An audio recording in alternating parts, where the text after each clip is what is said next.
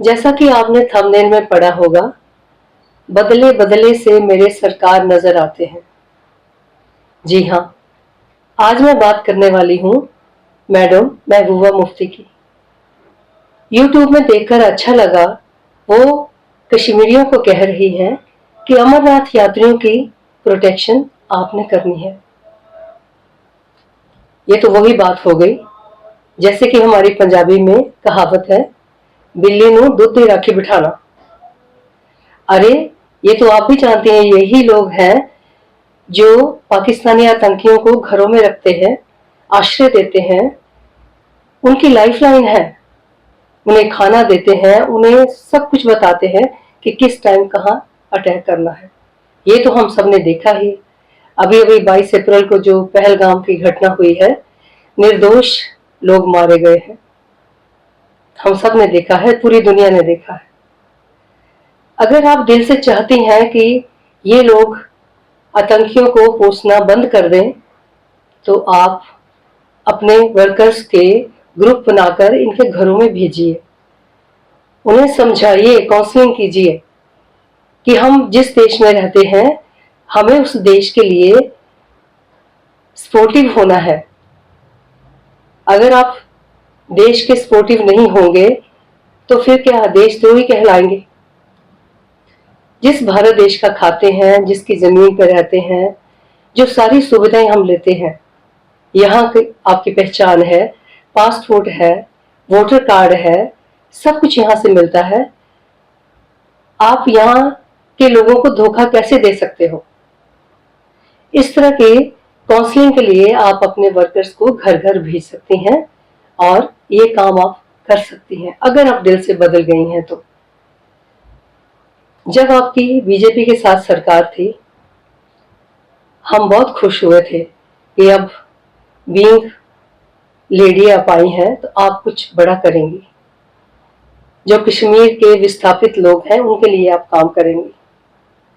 लेकिन ऐसा कुछ नहीं हुआ। लेकिन कोई बात नहीं, जो बीत गया सो बीत गया। लेकिन अभी भी आप बहुत कुछ कर सकती हैं और हमें आपसे उम्मीद है। जो लोकल लीडर्स हैं, उन्हें लैंग्वेज आती है लोकल, वो लोगों को समझा सकते हैं।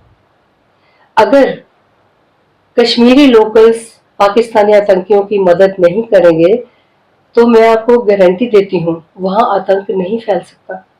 बाकी तो हमारी सेना अपने आप संभाल लेती है। बाकी हम हिंदू यात्रियों की बात ही क्या करें। अभी अभी इतना बड़ा हादसा हुआ है पहलगाम में, उन्होंने ये भी नहीं सोचा कि एक साल हम अमरनाथ यात्रा के लिए नहीं जाएंगे, उनके लिए एक श्रद्धांजलि होगी। हिंदू लोग तो कहाँ जागृत हुए हैं, सारे 2-3% हम कह सकते हैं। बाकी तो वैसे के वैसे ही हैं। वो बापू के रास्ते पर चलने वाले, जो एक गाल पे थप्पड़ लगाए तो दूसरा भी आगे कर दो, ये मानसिकता है। तभी तो इतनी देर गुलाम रहे हैं भारत के लोग। जितना मर्जी समझा लो, लेकिन वो वही करेंगे जो उनके दिमाग में बैठ चुका है। तो ये सब है। लेकिन भारत सरकार से, मोदी जी से एक अनुरोध है कि आप कश्मीर में प्रोग्रेस करिए, बहुत अच्छी बात है, हमारे देश की प्रोग्रेस है। लेकिन इसके साथ साथ आप कुछ विस्थापित कश्मीरी पंडितों के लिए भी कीजिए। अब लास्ट वीक मैंने एक वीडियो देखा था, वंदे भारत जब चली थी, एक रिपोर्टर पूछ रही थी, दो सीनियर सिटीजन कश्मीरी पंडित बैठे थे, कपल था, कि आप जा रहे हो, कैसा लग रहा है कश्मीर जाने पे। तो बहुत खुश थे, कहते बहुत अच्छा लग रहा है।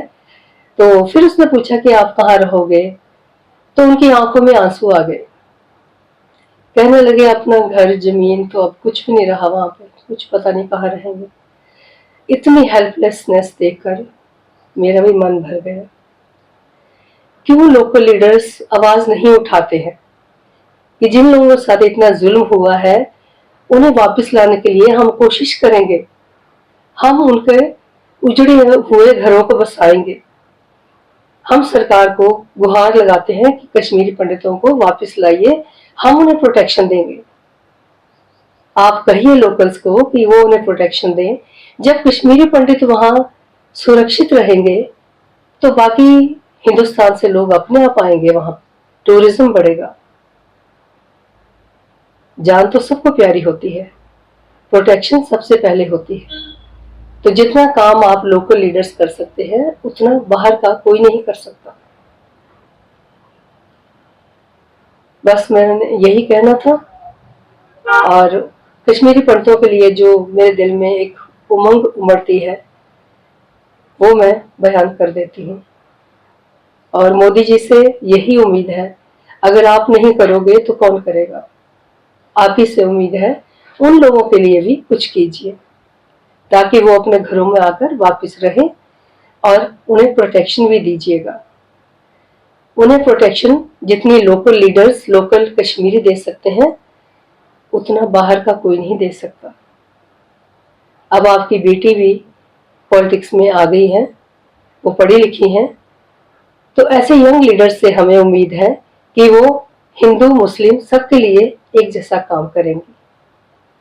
हमारी उनके लिए, आपकी बेटी के लिए दुआ है।